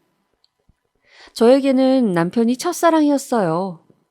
그 전에도 저에게 관심을 표현하는 남자들은 종종 있었지만 어려운 집안 형편 때문에 돈 버느라 정신없었던 저는 번번이 거절하기 일쑤였죠. 저희 집은 홀어머니에 제 밑에는 동생들이 줄줄이 있었기 때문에 큰딸이었던 제가 집안의 생계를 책임질 수밖에 없었어요. 학교도 제대로 다니지 못하고 어머니를 도와 동생들을 돌보고 일을 하느라고 여유 시간도 가질 수가 없었습니다. 그런데 남편을 만난 이후 저는 그런 저의 현실을 다 잊을 만큼 남편에게 푹 빠지고 말았습니다. 그런데 사랑이 너무 컸던 나머지 결혼도 하지 않은 제가 그만 덜컥 임신을 하고 말았습니다. 그리고 저와 뱃속의 아기의 존재를 알게 된 남편의 집은 발칵 뒤집혔어요. 그도 그럴 것이 남편네 집안은 그 동네 사람들은 누구나 다 알만한 부잣집이었기 때문이었어요. 아버님은 그 동네 지역 유지셨고 저희 집안과는 비교할 수 없을 정도로 많은 재산을 가지고 계셨죠. 사실 남편의 멀끔한 차림새와 왠지 모르게 느껴지는 귀티 때문에 잘 사는 집일 거라고 예상하곤 있었지만 그 정도로 유명한 부잣집 도련님일 줄은 몰랐습니다. 심지어 귀한 외동아들이었죠. 가방끈도 짧고 가진 것도 없는 저 같은 애를 며느리로 들이기에는 성이 안 차는 게 당연했습니다. 시부모님은 저를 떨어뜨리려고 갖은 애를 쓰셨지만 남편의 어마어마한 고집과 이미 뱃속에서 많이 커버린 아이 때문에 어쩔 수 없이 결혼을 시키게 되셨습니다. 그리고 결혼 후에는 시집살이 때문에 정말 말도 못하게 힘들었어요. 시어머니는 임신한 저를 마치 가정부 부리듯이 부려먹곤 했고, 시아버지는 사람들이 저런 별 볼 일 없는 집안의 딸 자식을 며느리로 들였다고 수근거리는 통에 나 부끄럽다며 한동안 남편과 말도 섞지 않으셨습니다. 저는 시댁에서 매일매일 눈칫밥을 먹고 살아야만 했어요. 밥을 먹을 때에도 저는 시댁 식구들과 겸상을 할 수 없었죠. 식사 시간이 되면 저는 밥을 다 차린 후 시댁 식구들이 따뜻한 밥상에서 밥을 먹는 동안 부엌에 쪼그려 앉아 남은 찬밥과 김치로 끼니를 겨우 때우곤 했어요. 그나마 남편이 가끔 시부모님 몰래 음식을 숨겨와 방에서 저에게 먹이곤 했지만 몰래 먹다가 들키는 날에는 시어머니 불호령에 눈물을 쏙 뺄 수밖에 없었습니다. 게다가 아버님은 제가 너무 마음에 안 들어서 매일 다른 집 딸 자식들과 비교하곤 했어요. 그때 당시 아버님이 저한테 자주 했던 말이 갑자기 생각이 나네요. 너만 아니었으면 내가 똑똑한 교사 며느리를 봤을 거다. 내가 우리 기석이 정 사장네 둘째 딸과 결혼시키려고 점 찍어놨건만 어디서 이런 못 배워먹은 년이 굴러 들어와서는. 저는 아버님이 저런 소리를 하실 때마다 할 말이 없어 고개만 푹 숙이곤 눈물을 훔쳤습니다. 남편이 저를 안 만났다면 부잣집에 똑똑한 아내를 얻어 더 잘 살 수 있었을 텐데 괜히 저 때문에 부모님과도 사이가 안 좋아진 것 같아서 매일매일 마음이 안 좋았습니다. 하지만 뱃속의 아기를 위해서라도 이 집에서 반드시 버텨내겠다고 다짐했습니다. 하지만 그런 저의 다짐에도 불구하고 어머님의 구박 탓에 뱃속의 아기를 잃을 뻔한 적도 있었어요. 어머님은 제가 만삭이 될 때까지 저에게 온갖 집안일을 시키셨는데 하루는 어머님이 계단을 좀 닦으라고 하시길래 중심 잡기도 어려운 무거운 몸으로 계단을 청소하던 도중 그만 굴러 떨어지고 말았습니다.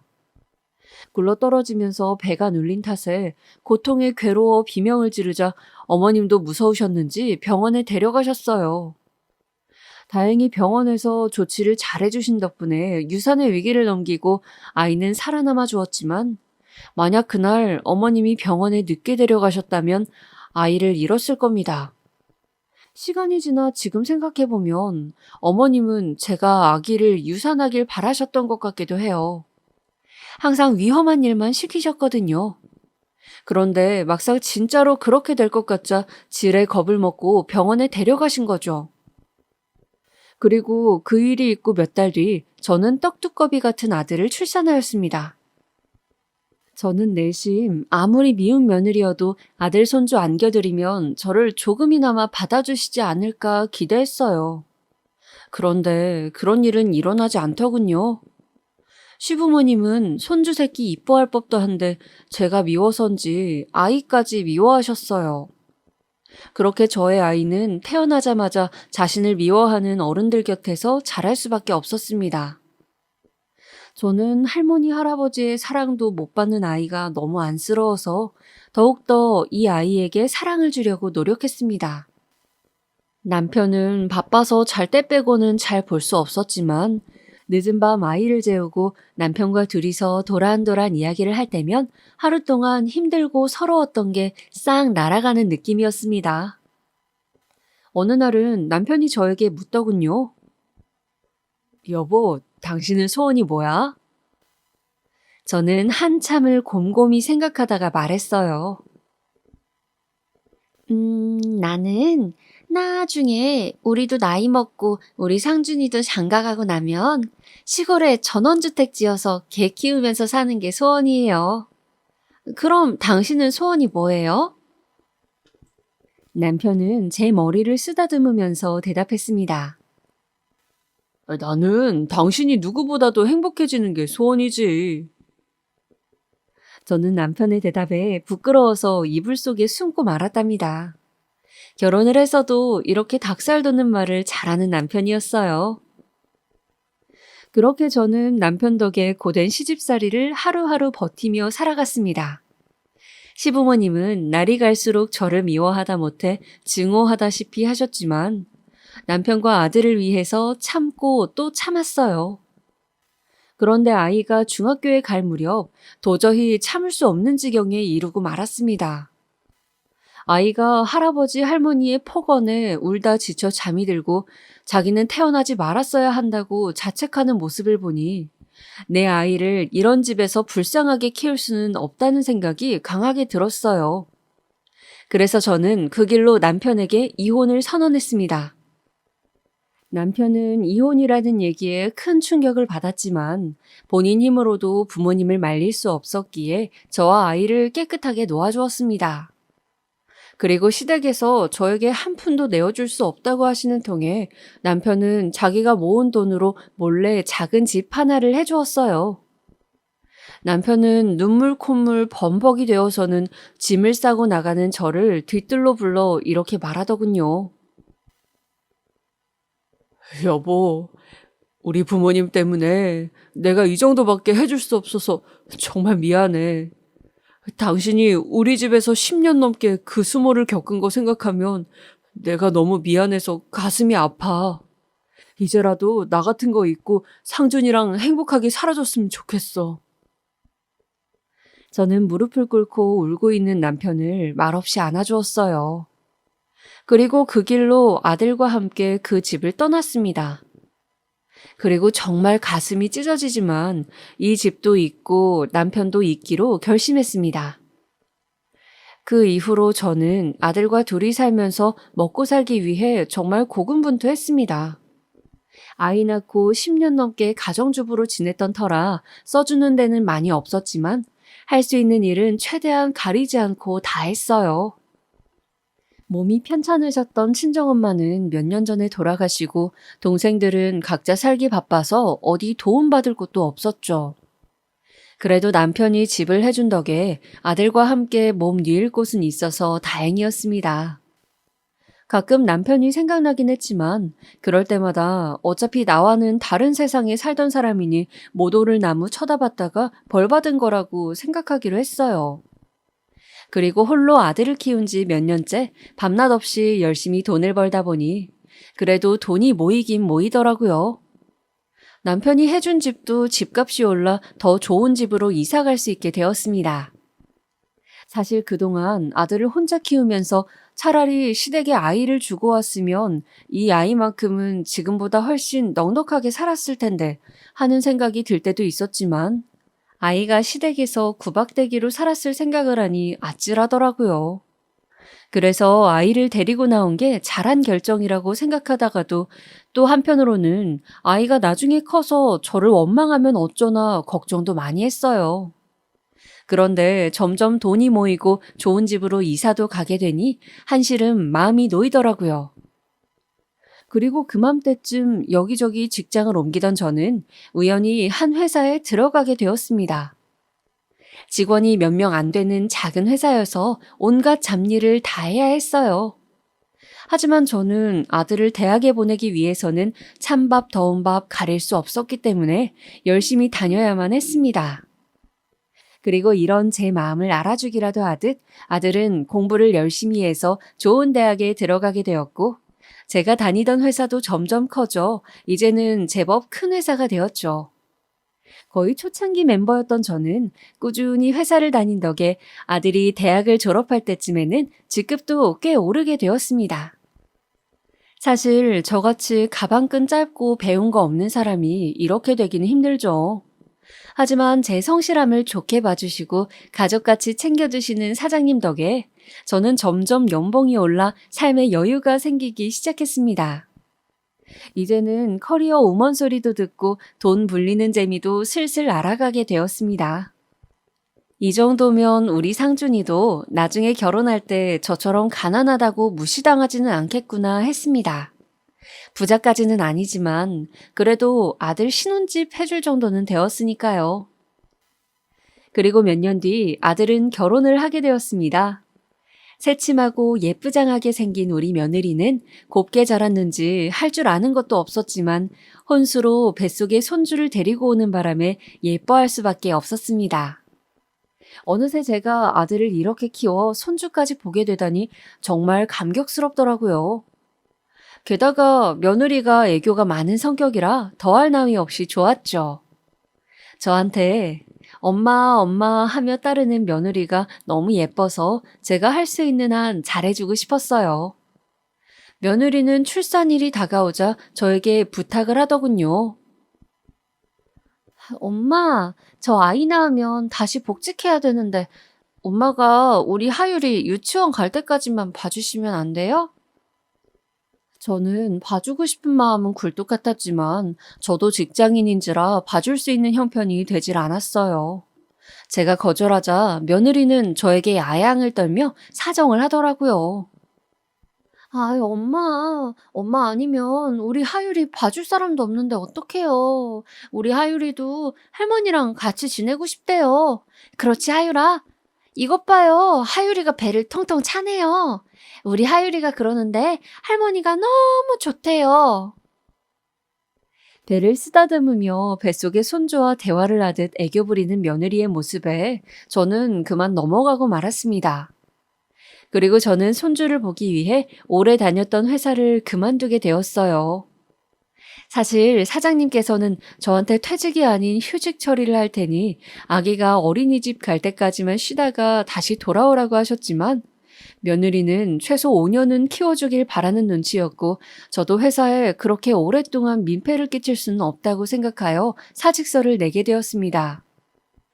그렇게 그동안 잘해주셨던 사장님께 마지막 인사를 드리고 회사를 떠났어요. 그리고 며느리가 예쁜 손녀딸을 출산한 후 주 5일을 아들네 집에 출근하기 시작했습니다. 평일에 아들 내외가 출근하기 전 아침 일찍 아들네 집에 가서 하루 종일 손주를 보다가 아들 내외가 퇴근하고 오면 같이 저녁을 먹고 저녁을 먹은 후 며느리가 씻고 나오면 그때 손주를 넘겨주고 집에 돌아가는 일상이었습니다. 사실 이 나이 먹고 아이를 보는 게 힘에 부치긴 했지만 퇴근하고 온 아들 며느리 부실하게 밥 먹는 게 싫어서 손주가 낮잠 자는 시간에 틈틈이 찬거리도 만들곤 했습니다. 그렇게 하루 종일 아들네 집에서 있다가 집에 돌아오면 이미 깜깜해진 늦은 저녁이라 씻고 TV 조금 보다가 자면 하루가 마감되었습니다. 평일에 쉬는 날도 없이 무리를 내서 손주를 봐주다 보니 주말에는 거의 시체처럼 누워만 있기 일쑤였습니다. 어쩌면 회사 다닐 때보다 훨씬 힘든 일상이었던 것 같아요.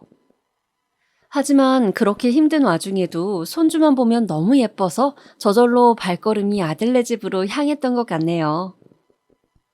아들네외는 제가 아이도 봐주고 살림도 간간히 도와주는 걸 대단히 고맙게 생각하더라고요. 퇴근하고 온 아들은 밥 먹은 후 제 어깨를 주물러 주기도 하고 며느리는 여전히 애교를 부려가며 저한테 고마운 마음을 표현하곤 했어요. 며느리가 제가 만든 반찬이 너무 맛있다며 호들갑까지 떨어가며 칭찬해주니 저도 어깨가 으쓱하더라고요. 시어머니라면 질색팔색하고 싫어하는 며느리들도 많은데 우리 며느리는 그런 것도 없이 저를 너무 잘 따르고 좋아해주니까 그렇게 예쁠 수가 없었습니다. 홀로 아들을 키우며 힘든 때도 많았는데 이렇게 아들이 예쁜 새 식구를 둘이나 데려와 화목하게 지낼 수 있게 되니 이제 제가 가진 모든 것을 이 아이들에게 주어도 좋겠다는 생각이 들었어요.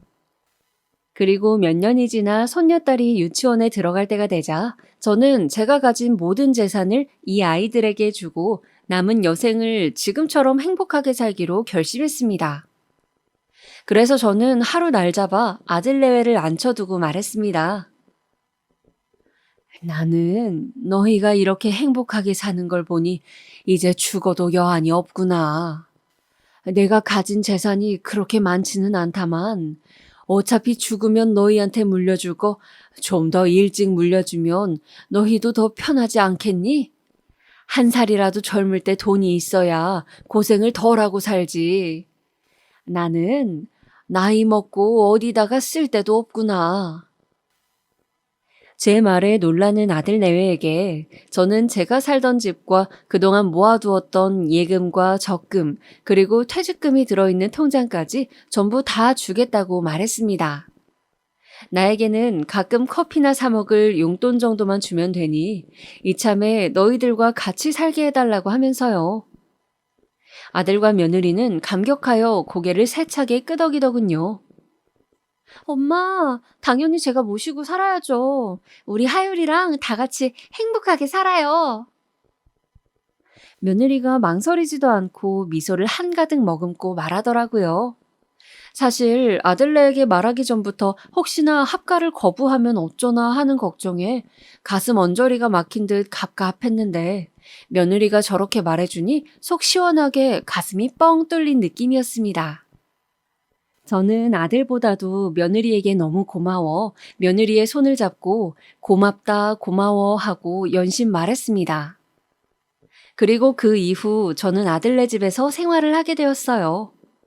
사실 그 전에도 잠만 집에 가서 잤지 평일에 5일 내내 아들네 집에서 생활했기 때문에 별반 달라질 건 없더라고요. 그래도 이제는 손녀딸이 유치원에 가니 낮에는 시간이 좀 생겨서 청소며 빨래며 집안일을 좀 더 도와줄 수 있게 되었습니다. 손녀딸도 아기 때부터 제 품에서 컸다 보니 저를 잘 따르고 좋아했어요. 밤에 할머니랑 같이 자고 싶다고 땡깡을 부릴 때에는 그렇게 예쁠 수가 없었습니다. 그렇게 저는 하루하루 아들 손주와 함께 행복한 나날을 보냈어요. 그런데 합가한 지 1년 정도 지났을 즈음부터 며느리가 슬슬 변하기 시작했습니다. 제가 낮에 몸이 좀 안 좋아서 집안일을 해놓지 못하면 퇴근하고 온 며느리가 짜증을 내곤 했어요. 엄마, 빨래를 안 해놓으면 어떡해요? 아휴, 내일 출근할 때 입고 갈 옷도 없는데. 아, 오늘 야근하고 와서 피곤해 죽겠구만. 일하는 사람 생각도 좀 해요. 며느리가 날선 목소리로 저에게 짜증을 낼 때면 저는 괜히 미안한 마음에 아픈 몸을 이끌고 집안일을 마저 하곤 했습니다. 저도 30년 가까이 직장 다녀봐서 알지만 퇴근하고 집에 와서 쉬고 싶은데 집안일까지 해야 되면 얼마나 그게 스트레스인가요? 집에서 쉬는 제가 하나라도 더 해야죠. 저는 그저 아들 내외 사는데 불편함이 없도록 이 한 몸 보탬이 될 수 있다면 그것만으로도 바랄 게 없었습니다. 그런데 처음에는 며느리가 짜증이 잦아지길래 요즘 회사에서 스트레스 받는 일이 많은가 보다 하고 생각했습니다. 아니면 저랑 같이 살다 보니 정말로 저를 엄마처럼 편하게 생각해서 그러는 것 같기도 했고요. 어느 쪽이든 간에 이 정도는 감당할 수 있는 수준이니 최대한 며느리의 기분을 맞춰주고자 했습니다. 하지만 얼마 지나지 않아 왠지 모르게 저를 하대하는 느낌이 들기 시작하자 기분이 조금 이상하더군요. 그리고 하루는 주말에 다 같이 점심을 먹을 때였어요. 제가 음식을 다 해놓고 며느리와 같이 상을 차리는데 분명히 새로 밥을 했음에도 불구하고 며느리가 제 밥만 찬밥을 떠놓은 게 아니겠어요? 물론 평소에 밥을 하면 남은 찬밥이 아까워 제가 먹곤 했지만 대놓고 저에게만 찬밥을 주니 조금 어리둥절했습니다. 그 후 이런 상황이 몇 번 반복되자 이상한 낌새를 눈치챈 제가 손녀딸에게 말을 거는 척하면서 은근슬쩍 말을 꺼내보았습니다. 아이고 하율아, 할머니는 밥이 차가워서 못 먹겠다. 그러자 며느리가 무심한 말투로 이렇게 말하더군요. 엄마 원래 찬밥 좋아하시잖아요. 찬밥 버리기 아까운데 그냥 드세요. 아니면 데워드려요? 굳이 새밥도 아닌 찬밥을 데워주겠다는 며느리의 말에 기분이 상했지만 됐다고 하고선 찬밥을 꾸역꾸역 먹었어요. 그리고 그 이후에도 며느리가 식사 때마다 저에게 찬밥을 줬지만 저는 굳이 새밥을 떠와 먹곤 했습니다. 제가 찬밥을 놔두고 새밥을 떠오면 며느리가 기분 나쁜 눈초리로 쳐다보았어요. 그리고선 쿵쿵거리며 찬밥을 싱크대에 쏟아붓고 씩씩거렸죠. 내가 먹는 밥이 그렇게 아까운가 하는 생각에 서러웠지만 티내지 않으려고 노력했습니다. 며느리는 아마 언젠가부터 제가 쓰는 돈, 제가 먹는 밥, 제가 쓰는 물건 등 모든 것이 아깝다고 느껴졌나 봐요. 머리를 감을 때에는 샴푸를 한 번만 짜라는 둥, 낮에 집에 혼자 있을 때에는 보일러를 켜지 말라는 둥, 유독 제가 쓰는 것에만 아껴 쓰자며 잔소리를 해댔습니다. 겨울이면 지들 외투는 두세 벌씩 사면서도 저는 10년 된 패딩 하나로 버티게 했고요. 여름에는 노인네가 뭔 더위를 타냐며 에어컨도 못 켜게 했습니다. 며느리가 지 엄마한테 그렇게 하는데도 아들내미는 신경도 안 쓰더라고요. 그리고 처음에 합가하면서 제가 얘기했던 용돈, 그것도 날이 갈수록 액수가 적어졌습니다. 어차피 저도 어디 막 나가서 돌아다니는 성격도 아니고 집에 있는 날이 많으니 돈 쓸 일이 많지 않아 큰 돈을 바라진 않았어요. 그래서 처음에는 한 달에 40만 원씩만 받기로 했는데 그 돈도 저에게는 넉넉하더라고요. 평생 직장 생활만 해서 동네에 커피 한 잔 마실 사람도 없고 딱히 취미가 있는 것도 아니어서 그냥 낮에 손녀딸 유치원 보내고 남는 시간에 동네 한 바퀴 돌다가 붕어빵이나 군고구마 장수가 있으면 한 봉지씩 사오거나 가끔씩 손녀딸 장난감이나 옷을 사주는 데에는 충분한 금액이었습니다. 그런데 언젠가부터 생활이 빡빡하다면서 금액을 줄이기 시작하더니 나중에는 한 달에 10만 원으로 줄여버리더라고요. 어차피 잘 나가지도 않는데 그 돈이면 충분하지 않냐고 하면서요. 10만 원으로 줄고 나서 예전만큼 손녀딸 장난감을 사줄 순 없었지만 그래도 아들네 먹고 사는데 퍽퍽하다니 아껴 써야겠다 생각했습니다. 그런데 10만 원으로 줄인 것까지는 괜찮았지만 현금으로 주던 용돈을 어느샌가부터 카드로 주기 시작하니 점점 눈치가 보이더라고요. 며느리가 체크카드에 딱 10만 원만 넣어서 저에게 주었는데 제가 어디 가서 카드를 긁을 때마다 며느리에게 문자가 가다 보니 감시를 당하는 느낌이 들었습니다. 제가 뭘 쓰든 상관을 안 하면 괜찮지만 문자가 날아갈 때마다 며느리가 저에게 전화해서 꼬치꼬치 따지곤 했거든요. 하루는 낮에 동네를 산책하다가 새로 오픈한 커피숍이 있어서 들어가 보았습니다. 유명한 프랜차이즈 커피숍이었는데 커피를 안 마신 지도 한참 되어서 한 잔 사보았어요. 오랜만에 따뜻한 커피를 들고 산책을 하니 직장 다닐 때 생각도 나면서 너무 좋더라고요. 그런데 그때 며느리에게서 전화가 걸려왔습니다. 전화를 받자 며느리는 다짜고짜 저에게 따지더군요. 엄마, 돈이 썩어 넘치죠, 지금? 무슨 집에만 있는 사람이 그렇게 비싼 커피를 사 먹어요? 집에 내가 믹스커피 사다 놨는데 그거 드시면 되지. 아휴, 누가 보면 아주 커리어 우먼인 줄 알겠어. 정 먹고 싶으면 집 앞에 1,500원짜리 아메리카노도 파는데 굳이 왜 비싼 데 가서 드시는 거예요? 저는 당황하여 순간 말이 안 나왔지만 숨을 내쉬고 침착하게 얘기했습니다. 하율 엄마. 아니, 집 앞에 새로 커피숍이 오픈해서 한번 가봤는데 내가 금액까지는 생각을 못했네. 그래. 하율 엄마 요새 돈 버느라 힘들 텐데 내가 좀 생각이 짧았어. 제가 언짢은 기분을 숨기고 수그리듯이 말하자 며느리는 기세등등해져서 더 언성을 높였습니다. 알면 조심 좀 하세요. 그렇게 쓸데없는 데다가 돈 쓸 거면 용돈 더 줄일 수밖에 없어요. 아시겠어요? 며느리의 성화에 저는 풀이 죽은 목소리로 알겠다고 조심하겠다고 대답할 수밖에 없었습니다. 모아놓은 돈과 퇴직금까지 탈탈 털어 아들 내외에게 줘버린 탓에 제 수중에는 10,000원 한 장 없었으니까요.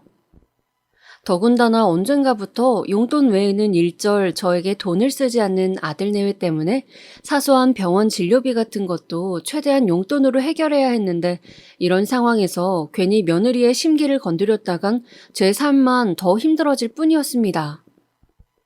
그리고 며느리는 제가 쓰는 병원비도 아까워했기 때문에 저는 항상 감기에도 걸리지 않도록 조심했습니다.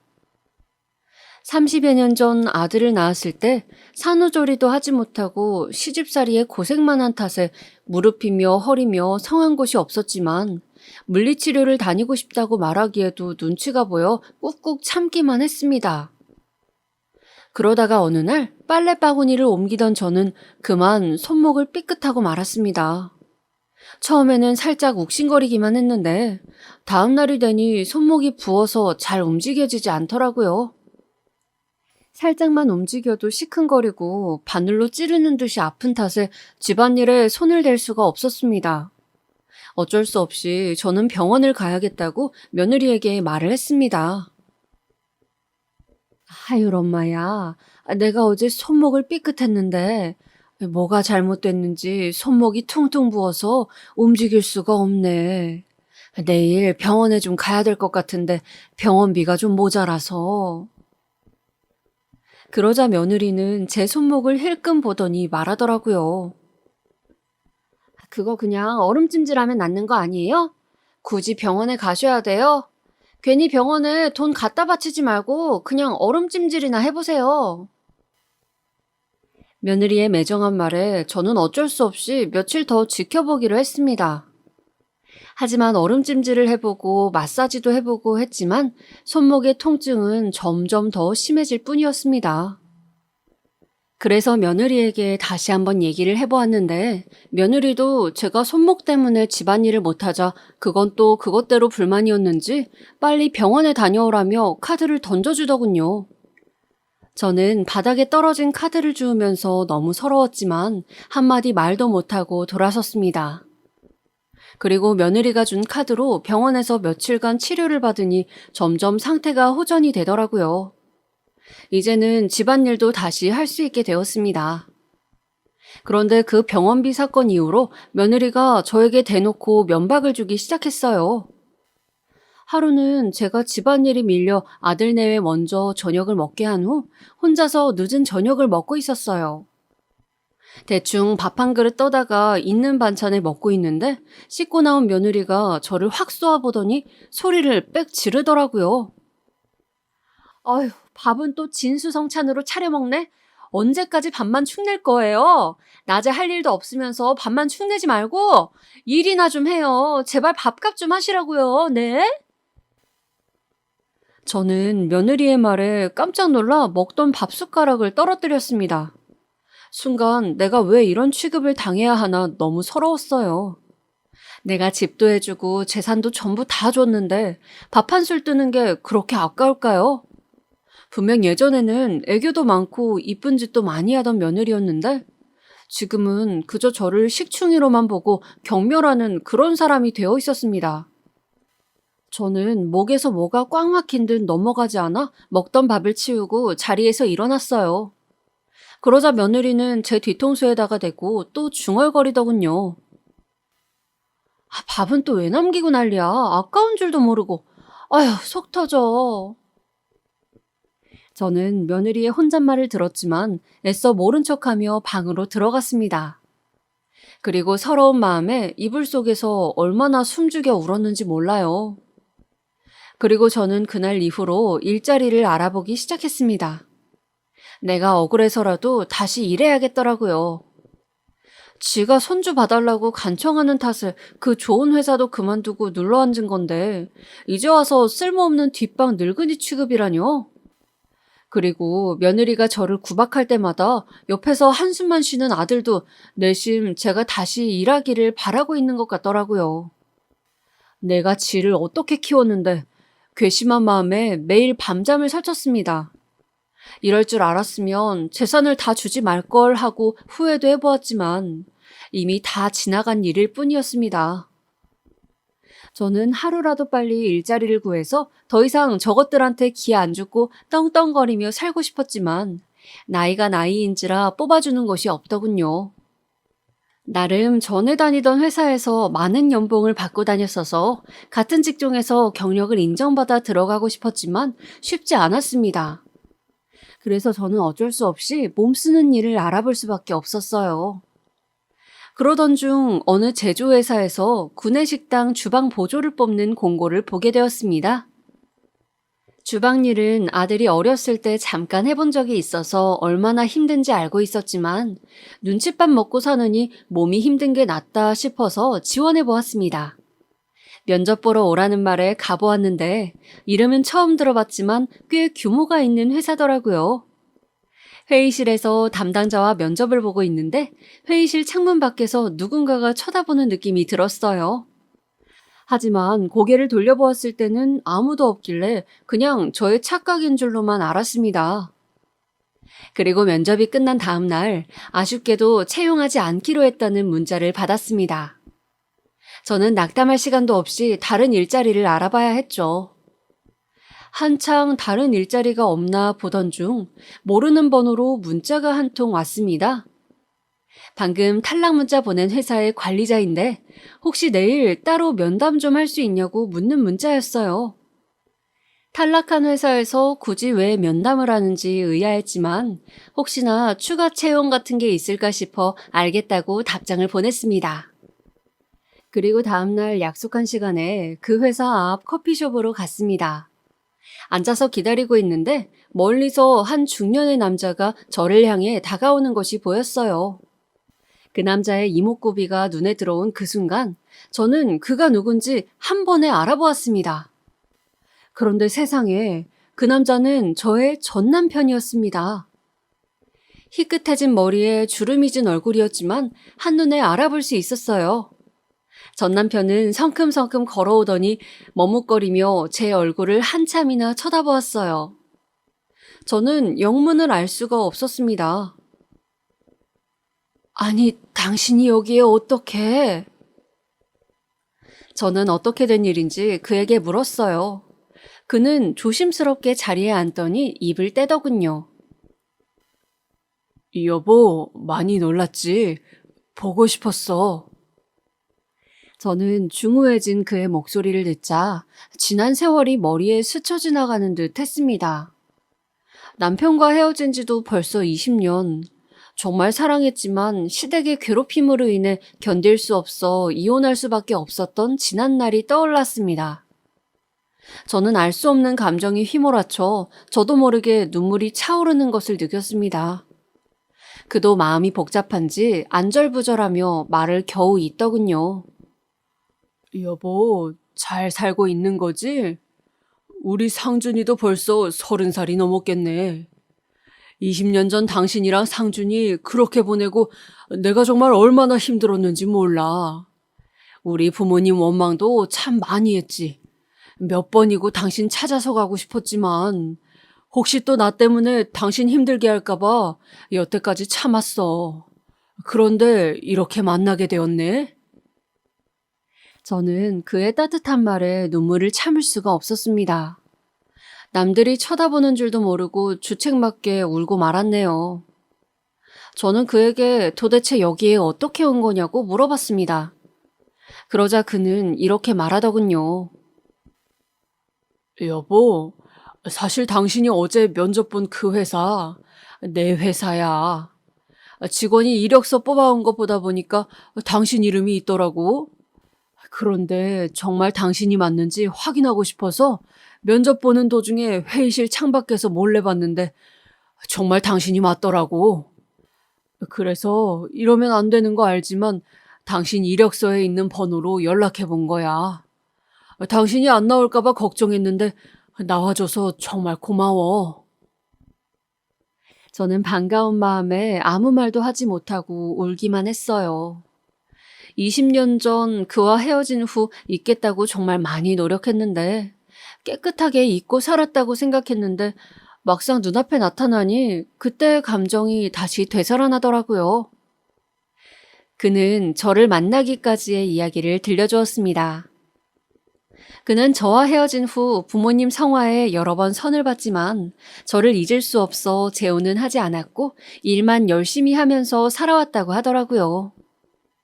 아버님한테서 받은 재산으로 사업을 시작했는데 그게 잘 풀려 계열사를 여러 개 가지게 되었고 그 중에 하나가 제가 면접 본 그 회사라고 합니다. 그리고 몇 년 전 부모님이 두 분 다 돌아가셔서 지금은 완전히 혼자라고 하더라고요. 저의 손을 어루만지며 한참을 얘기하던 그는 갑자기 제 얼굴을 빤히 보더니 저에게 묻더군요. 당신 근데 많이 수척해 보인다? 어디 아픈 데라도 있는 거야? 상준이가 속이라도 썩여?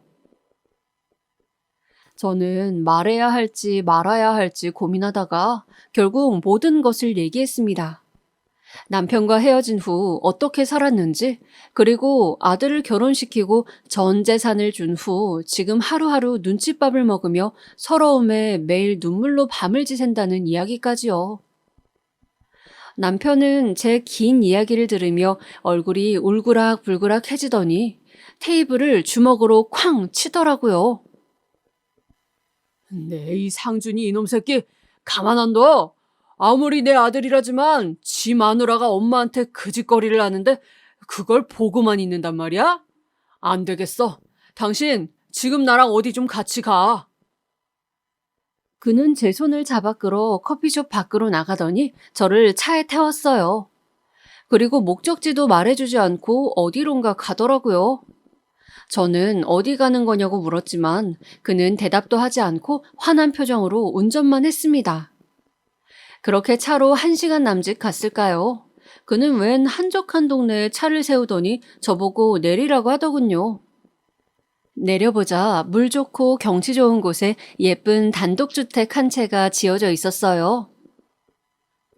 여보, 여기가 어디예요? 저는 그를 멀뚱멀뚱 쳐다보며 물었어요. 그러자 그는 제 어깨를 다정하게 잡고 얘기하더군요. 당신 예전에 전원주택 지어서 사는 게 꿈이라고 했었잖아. 사실 당신이랑 헤어지고 나서 당신이랑 상준이 생각에 괴로울 때마다 그 전원주택 얘기가 생각이 나더라고. 꼭 당신을 행복하게 해주고 싶었는데. 그래서 나중에라도 기회가 된다면 당신에게 사죄하고 싶어서 5년 전쯤에 지어놓은 집이야. 지금은 내가 별장으로 쓰고 있지만.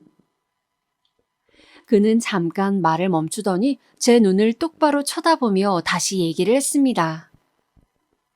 당신 당장 짐 싸가지고 그 집에서 나와. 내가 당신 어떤 마음으로 보냈는데 당신 그런 꼴 당하면서 사는 거 나는 못 봐. 당신 상준이한테 준 전 재산 몇 배는 더 내가 당신한테 줄 수 있으니까 남은 여생 여기서 편하게 살자. 응? 이제 당신 괴롭히던 우리 부모님도 안 계시잖아. 상준이 그놈은 내가 버릇을 단단히 고쳐놓을 테니까 걱정하지 말고. 아니, 그래도. 저는 그의 갑작스러운 말에 뭐라고 대답해야 될지 모르겠더라고요. 오늘 아침까지만 해도 커피 한 잔 사 먹을 수 없는 비로한 인생이었는데 갑자기 전 남편이 나타나 이렇게 꿈만 같은 제안을 하니 어안이 벙벙하여 제대로 생각을 할 수가 없었습니다. 저는 아무래도 하루아침에 결정할 수 있는 문제가 아닌 것 같아 조금만 더 생각할 시간을 달라고 했어요. 그리고 오랜만에 전 남편과 산길을 산책하며 즐거운 시간을 보냈습니다. 그리고 집에 돌아간 후 저는 전 남편과 만난 것에 대해 아들과 며느리에게 입도 뻥끗하지 않았습니다. 며느리는 저보고 어딜 그렇게 싸돌아다니냐면서 또 면박을 주더군요.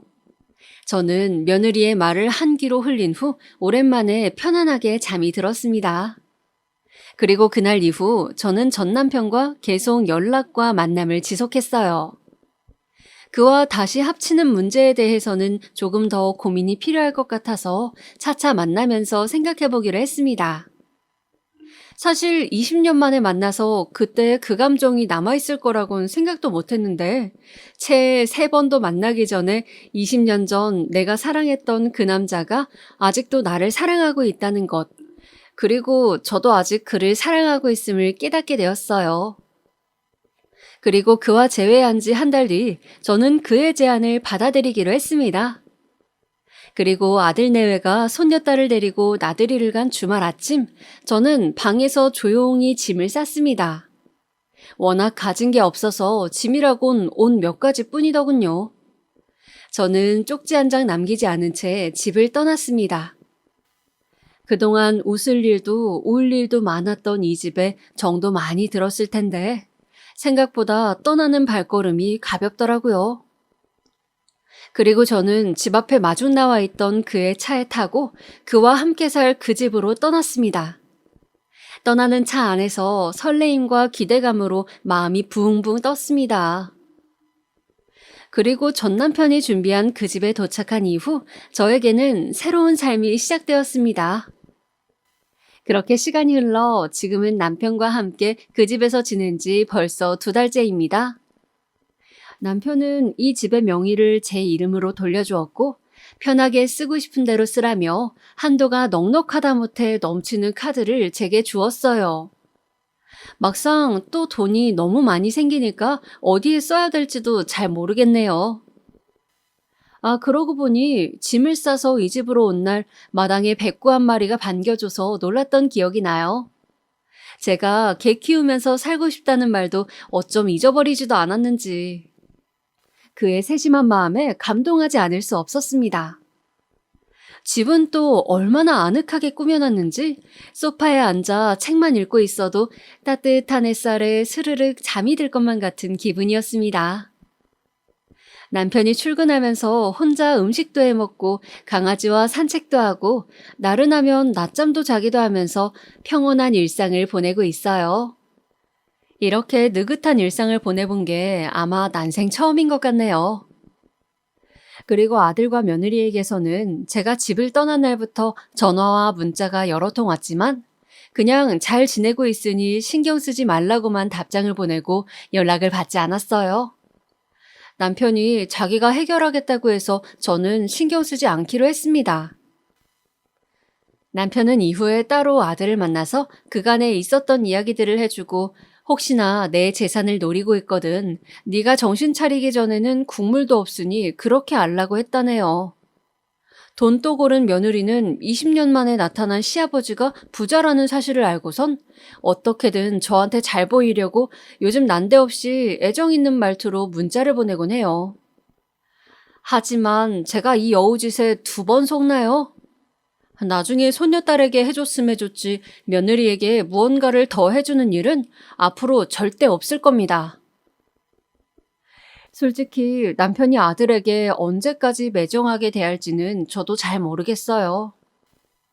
겉으로는 매정하게 대하지만 그래도 20년 만에 만난 아들이라고 속으로는 가슴 아파하는 게 보이더라고요. 혹시 조만간 남편이 마음이 약해져 아들에게 떡하니 재산을 준다고 해도 남편의 재산이니 제가 왈가왈부할 순 없겠죠. 저는 그저 제가 그 집으로부터 벗어날 수 있게 된 것만으로도 너무 감사하고 만족합니다. 남편은 어쩌면 저에게는 백마탄 왕자님인지도 모르겠어요. 불행한 삶으로부터 저를 구해주었으니까요. 이런 제 이야기 정말 드라마에 나올 법하지 않나요? 저도 가끔 이게 꿈인지 생시인지 헷갈린답니다. 그럼 제 이야기는 여기에서 마치도록 할게요. 여러분의 인생에도 드라마 같은 기적이 일어나길 바라면서 글을 마무리하겠습니다. 행운 가득한 하루 되세요.